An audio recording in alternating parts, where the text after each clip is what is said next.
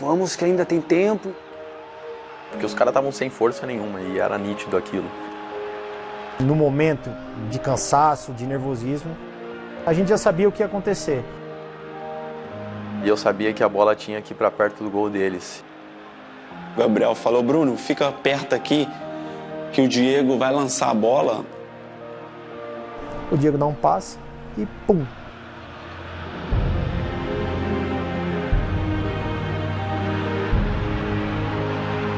Aí a emoção à flor da pele.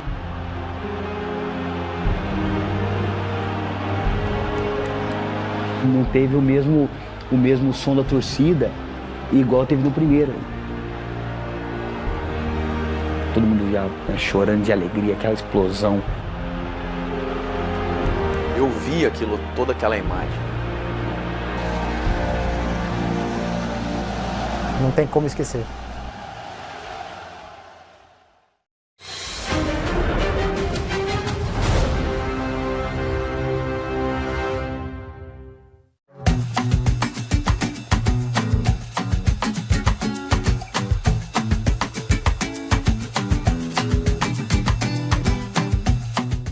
Era o primeiro ano da gestão Landim, né? E o Flamengo vinha de 2 gestões, de uma ideia de grupo com a mesma mentalidade.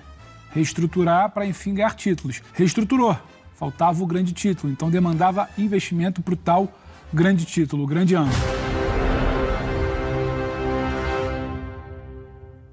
O Flamengo estreia nesta terça-feira contra o San José nos 3.700 metros de altitude de Oruro. Era uma terça de carnaval. Em tese, um ritmo de festa, o Rio quase que contagiado, mas não exatamente isso refletido em campo, porque a festa de 2019 ela é muito do final da temporada. O início, tropeço, vitória magra, vitória como essa, com goleiro, como Diego Alves sendo destaque.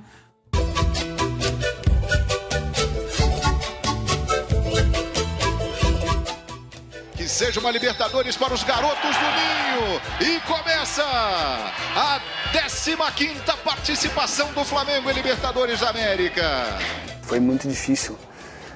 Eu já vinha de alguns jogos na altitude, mas essa foi a mais alta. Eu nunca tinha jogado na altitude e peguei esse jogo a 3.600 metros. Alguns jogadores da nossa equipe passaram mal, precisou de cilindro de oxigênio lá. O nosso time sentiu muito naquela altitude e a gente jogou contra uma equipe que finalizava muito. E eu lembro que o Diego Alves, nesse jogo, ele saiu como um herói, porque ele fez várias defesas. Bom perigo, Sanguinete, passou, Salcedo bateu, Diego Alves! Vamos ver o rebote, segunda bola, Torrico, emenda pro gol, Diego Alves está pegando tudo! Aquela equipe que jogava muito bem, sabia utilizar a altitude a favor deles, chutava muito bem. Então era sempre perigoso, independente do ponto que eles pegavam a bola. E o Abel teve uma participação muito grande nesse dia. Ele falou exatamente o movimento que o Bruno, se eu não me engano, deveria fazer para que o gol acontecesse. Minutos depois, o gol sai exatamente como ele instruiu para que o Gabi e o Bruno fizessem. Então, esse tipo de informação, né, de um treinador faz toda a diferença. Ele chega e resolve, foi contratado para isso. É muito complicado, no final do jogo deu dor de cabeça, mas queria ver que valeu a pena todo o sacrifício pela vitória. Primeira vitória, onde fez o nosso time ganhar confiança. Se a gente não tivesse vencido esse primeiro jogo, provavelmente a gente não classificaria. Vitória magra na estreia, mas era vitória. E aí vem a sequência em casa, para confirmar, antecipar a vaga, deixar o caminho mais tranquilo. O Flamengo começou ganhando da LDU.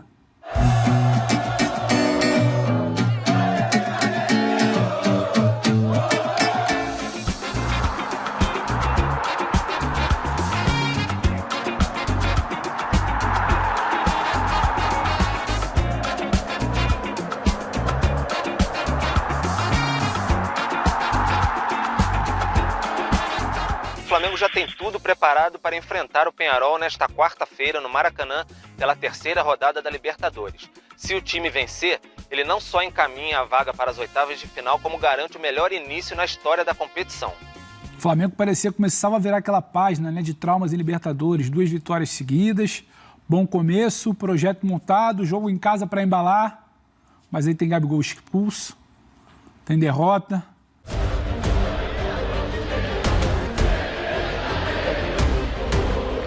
Era um jogo muito difícil contra o Peñarol. Eu lembro que a gente arriscou muito para vencer. Nós temos que jogar para frente, tem que ser agressivo, mas ao mesmo tempo não pode se tornar vulnerável. E nós corremos esse risco desnecessariamente. A perda de bola no ataque resultou no gol. Foi uma infantilidade da nossa parte, eu posso dizer, porque na Libertadores você tem que saber lidar com a ansiedade e entender que um empate, mesmo que seja em casa em algum momento, pode ser um ponto valioso lá na frente. Derrota em casa, jogador expulso, a vitória que não vem, a coisa que não acontece e questionamento. Questionamento porque a Arrascaeta, que era a maior contratação, não entra. O Abel, o técnico da época, chega a ser questionado. Por que tirou o Arão? Por que o Arrascaeta não entra?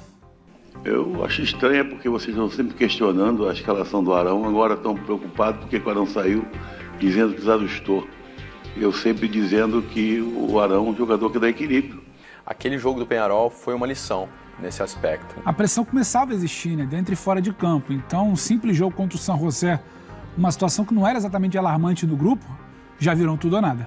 O Flamengo treinou na manhã desta quarta-feira aqui no Ninho do Urubu, véspera do duelo contra o San José pela Libertadores da América. Um treino fechado, não foram permitidas nem mesmo as imagens do aquecimento, sinal de que a derrota para o Peñarol deixou lições aqui no Ninho do Urubu.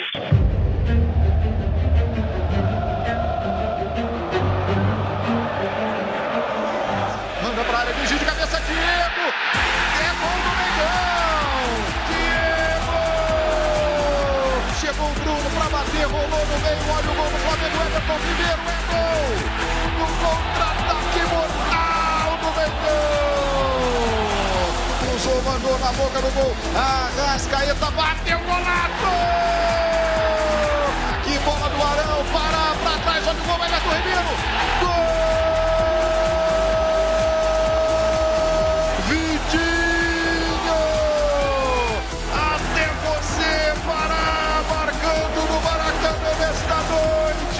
O Flamengo conseguiu naquele momento incorporar o espírito decisivo. Jogou, adversário mais fraco, goleou e agora com a Arrascaeta em campo. Dos 3.800 metros em Oruro aos 2.800 metros contra a LDU, em Quito. Falando assim, a diferença não parece tão grande, mas acredite, para os jogadores, a altitude ainda é um adversário. Vai ser complicado, a gente já jogou ainda mais alto lá contra San José.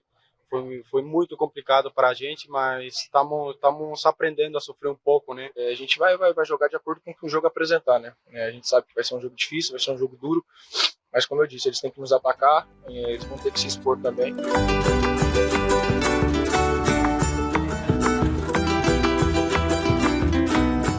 A situação fica um pouco mais tranquila, você precisava ali de 1 ponto em 2 jogos. Altitude, e começa bem, tem gol do Bruno Henrique. Bruno Henrique de cabeça, gol!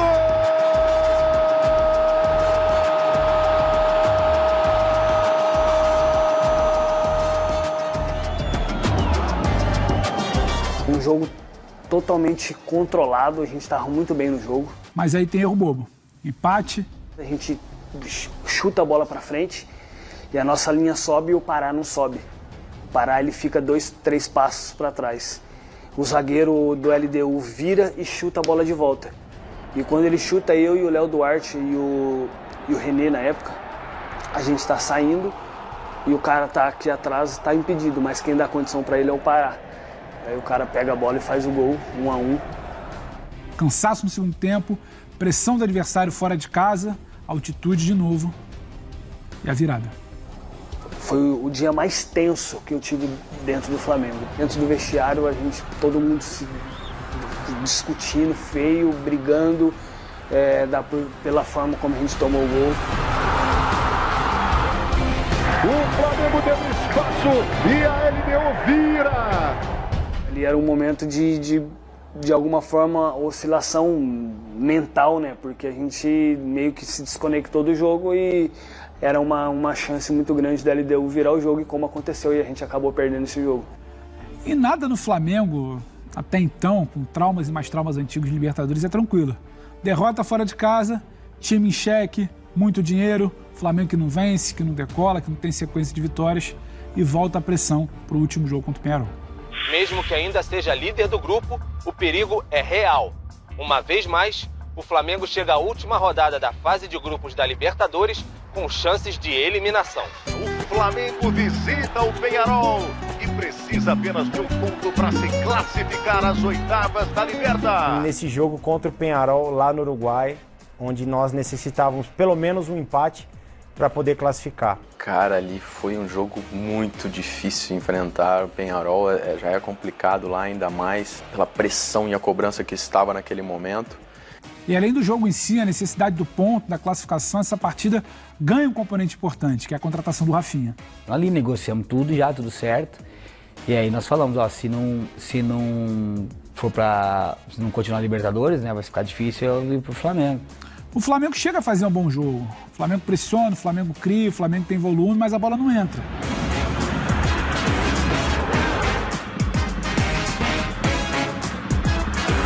Fizemos uma partida para classificar, para passar, né? E para passar nós precisávamos de sofrer. O empate veio depois de muito sofrimento. Parar, né? Parar o expulso no começo.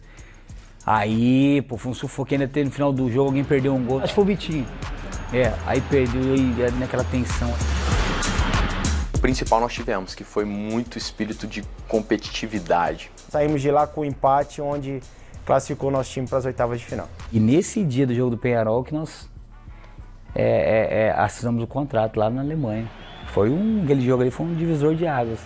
Porque se perde eu não teria vindo. De jogo, acabou o trauma da fase de grupos. O Flamengo está classificado para as oitavas de final da Libertadores. O Flamengo se classifica, parece que tira o trauma. Contrata o primeiro dos então reforços da janela de meio do ano. E a coisa parece que ia começar a virar. E virou. Virou dentro de campo, com a classificação, virou com a chegada do Rafinha. E virou com talvez o episódio mais emblemático do ano, a troca, a chegada dele, Jesus. Abel demitido, Jorge Jesus chegando. A quarta-feira foi agitada aqui no Flamengo com a saída do técnico Abel Braga 5 meses após assumir o comando da equipe, ele que tinha contrato até o final de 2019. Abel estava muito insatisfeito com a relação que tinha com a diretoria e também a forte pressão com a torcida rubro-negra. Abel deixou o CT por volta das 3h30 da tarde, acompanhado do seu filho e empresário, Fábio Braga, e logo em seguida o presidente do clube, Rodolfo Landim, apareceu na sala de imprensas para falar um pouco sobre essa decisão do técnico de deixar o Flamengo. Eu recebi um telefonema ontem à noite de uma pessoa dizendo que ele estava precisando falar comigo.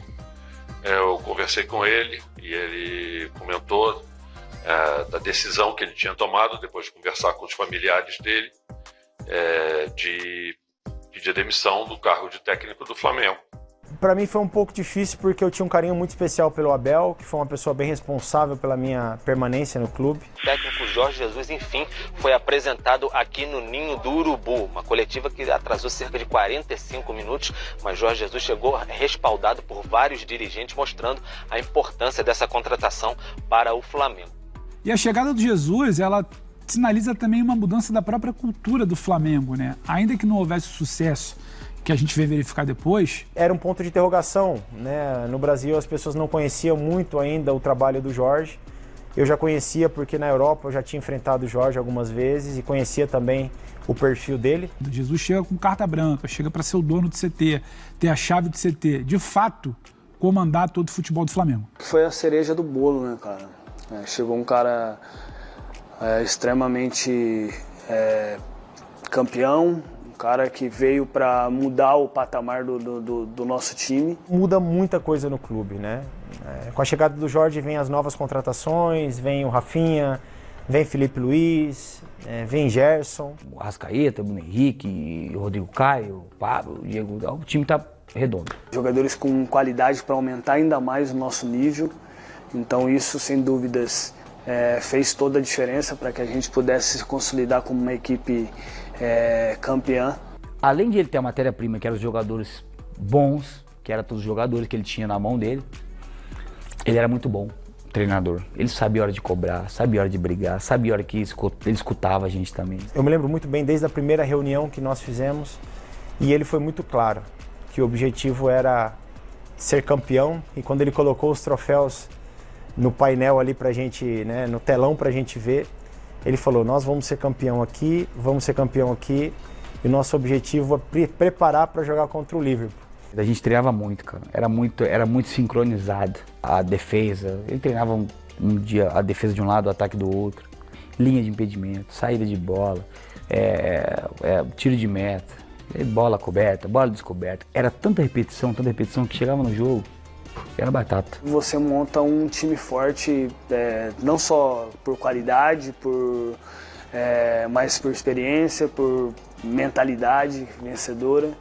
Eu acho que isso fez com que a gente atingisse um nível muito alto dentro do futebol brasileiro. A importância dele já colocar na nossa cabeça que nós teríamos esse compromisso com a vitória, de ser campeão lá na frente, fez com que nós criássemos, né, essa confiança e esse compromisso com nós mesmos ali, que nós seríamos campeões da Libertadores, do Brasileiro, e iríamos disputar o Mundial contra o Liverpool. Coloca aquele velhinho lá entre os melhores da minha vida, entre os melhores treinadores da minha carreira, de toda a minha carreira. Foi um dos poucos que eu vi demonstrar em um dia de clube a importância e o porquê que ele estava lá. Teve contratação, teve chegada de Jesus, teve expectativa, e o Flamengo enfim chegou no mata-mata da Libertadores, mas não sem antes tropeçar. Eliminado semana antes para o Atlético Paranaense na Copa do Brasil. Então tome de interrogações e dúvidas para essa retomada de Libertadores.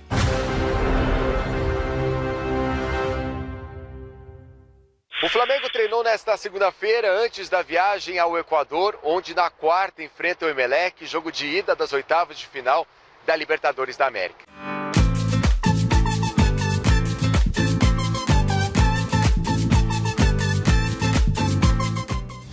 Bola perigosa na área, Guerreiro cruza, olha o chute no canto.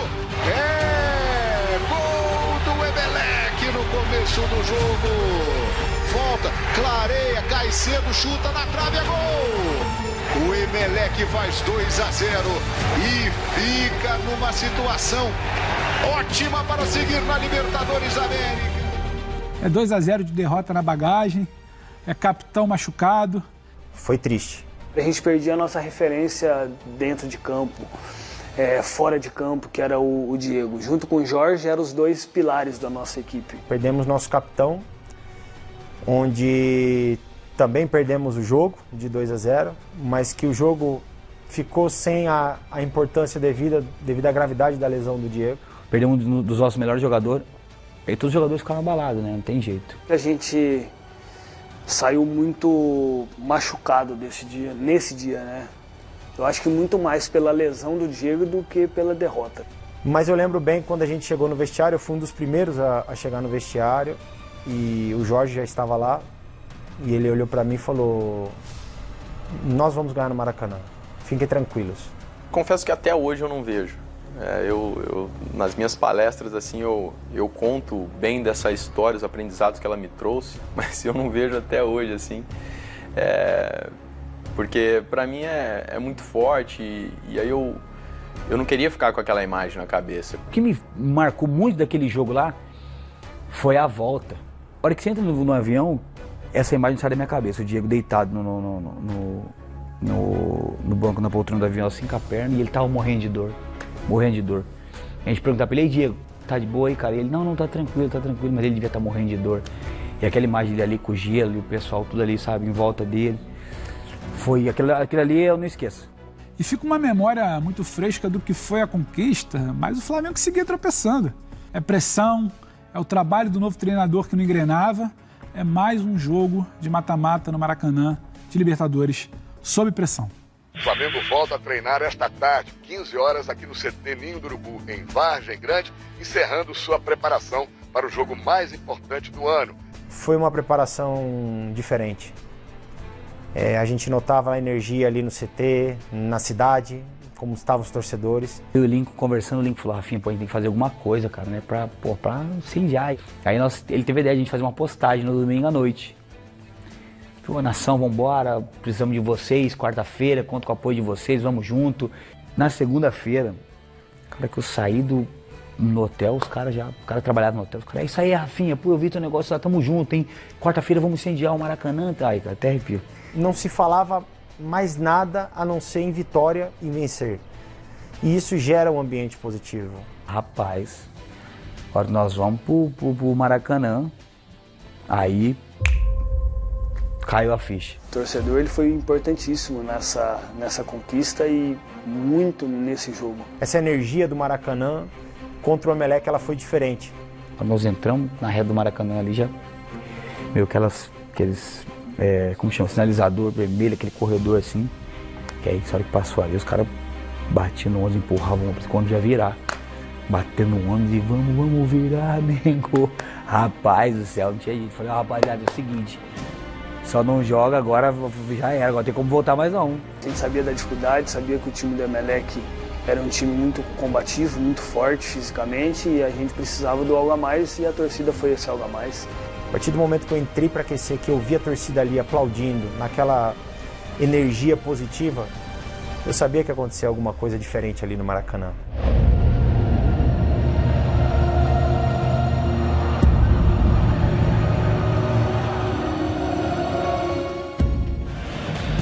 Bola rolada, Gerson saiu, Rafinha dominou, cortou, ficou dentro da área, pênalti. Foi, com certeza, foi muito pênalti. Ninguém dava aquele pênalti ali, todo mundo contra a gente. Mas aí, pô, tinha VAR, tinha o árbitro, pô, apitou de Copa do Mundo, o cara tinha apitado não sei quantas decisões lá de Libertadores. Correu, Gabigol, gol!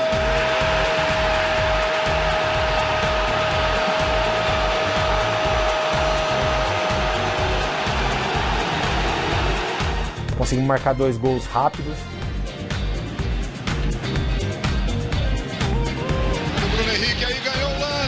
Atenção, o segundo pode estar pintando, Everton Ribeiro passou, Gabriel e agora toca a música, é gol do Mengão!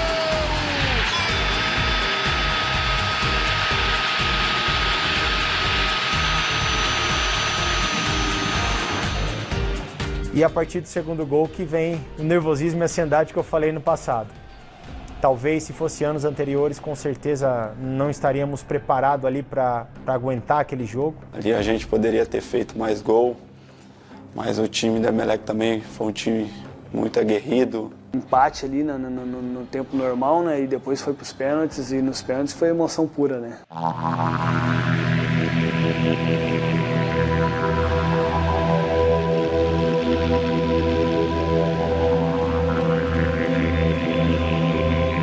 Quando vai para os pênaltis, eu lembro muito bem que o Jorge, não sei se ele me conhecia tanto nesse ponto, mas ele chegou, me abraçou e começou a falar, não, vamos fazer dessa maneira, vamos, esse jogador gosta de bater assim. Eu falei, deixa eu me concentrar. Eu falei, deixa eu quieto. E eu acho que ele entendeu muito bem o recado. Ele olhou para mim e falou, tudo bem. E ali naquele momento eu comecei a concentrar.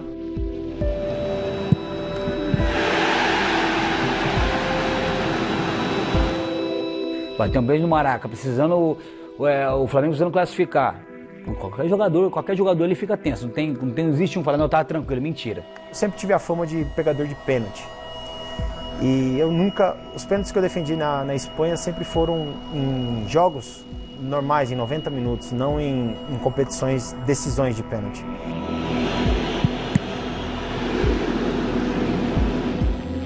E é gostoso, né, velho? Aquela tensão, pra quem tá vendo é ruim, né? Mas pra gente que vai bater, tem aquele nervosismo, mas também é a responsabilidade, né, cara?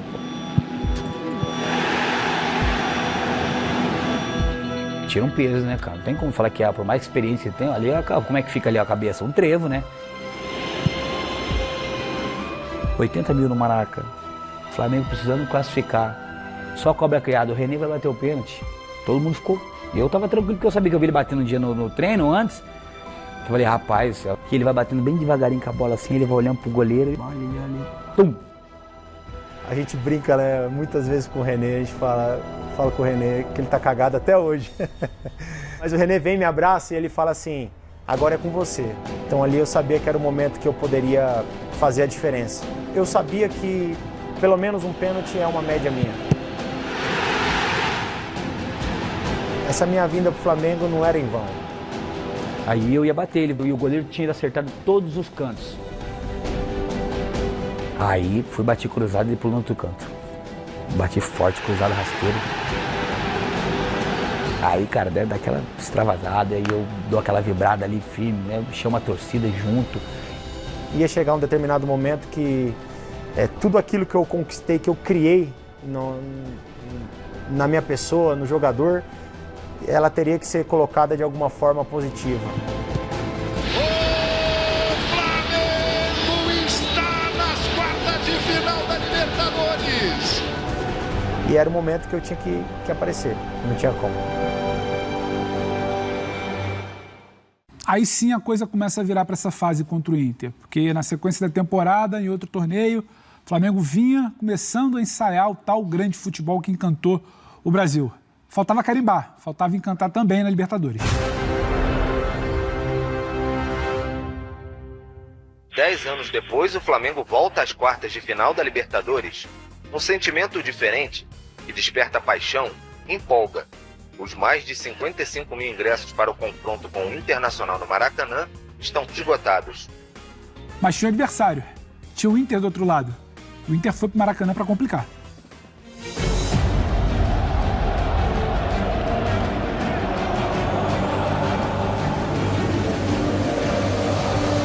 Jogo difícil, esse jogo foi muito difícil. Esse jogo foi muito difícil porque a gente estava tendo muita jogada contra o Inter, jogando muito para frente do Inter, mas a gente não conseguia fazer gol. O Inter estava defendendo muito bem, muito. Tanto que no primeiro tempo os caras não deram um chute no gol.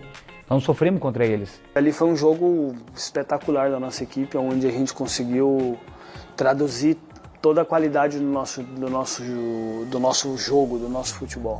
Aí a posse de bola, Bruno Henrique chegou, caiu, Gerson apareceu, olha o Bruno Henrique, gol!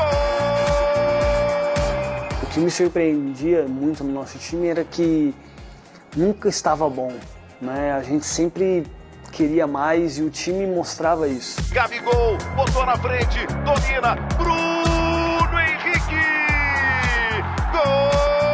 A gente vai com essa vantagem de 2-0 para lá, que mesmo assim, se você jogar mal, você pode sair fora da competição com esse resultado. 2-0 em casa, o futebol começava a encantar, os adversários começavam a se assustar, os reforços em campo, o time encaminhando bom desempenho, encaminhando vaga, mas parecia que ainda tinha uma pressão. A pressão de uma semifinal de Libertadores, algo inédito para uma geração e principalmente para esses jogadores. Então não foi exatamente tranquilo. No fundo, há aquele friozinho na barriga. Flamengo, Libertadores, o retrospecto recente não é tão bom assim. Então, como eu disse, 35 anos depois, o Flamengo nunca esteve tão perto de voltar a uma semifinal de Libertadores.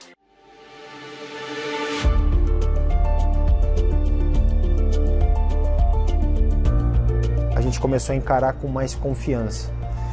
E o jogar fora de casa não era um problema, porque nós jogávamos igual dentro e fora de casa. A gente teve 3, 4 oportunidades claras para matar o jogo e um jogo perfeito. E aí depois a gente acaba tomando um gol. Bola para dentro da grande área, Lindoso! Gol do Colorado! Beira-Rio lotado, o Inter faz um gol. Parecia que tudo jogava a favor do Inter naquele momento. Mas tem para variar uma demora do VAR. Tem 5 minutos que o juiz fica analisando o VAR. E os jogadores do Inter perguntando, vamos que a gente quer continuar, para aproveitar o embalo do primeiro gol. Nessa situação, acalmou muito o nosso time. Nós conseguimos conversar e falamos, vamos ter calma que a gente está no jogo. Com um tempão parado, eu esqueço disso. Foi bom para nós aquele momento.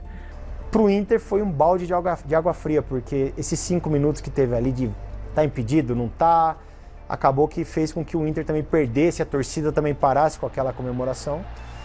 E o nosso time voltou e continuou jogando da mesma forma. Conseguir segurar, conseguir sustentar o jogo, deixar o time equilibrado, porque no momento certo a gente ia encontrar os espaços e a gente era fatal. O Arrasca rouba a bola e aí dá a bola no Bruno, né? É isso. O Inter tava, né, doido para fazer o gol, tava atacando muito e aí deixaram a defesa aberta. Olha a chance, Gabigol pediu, agora, Gabigol! Gol do Flamengo!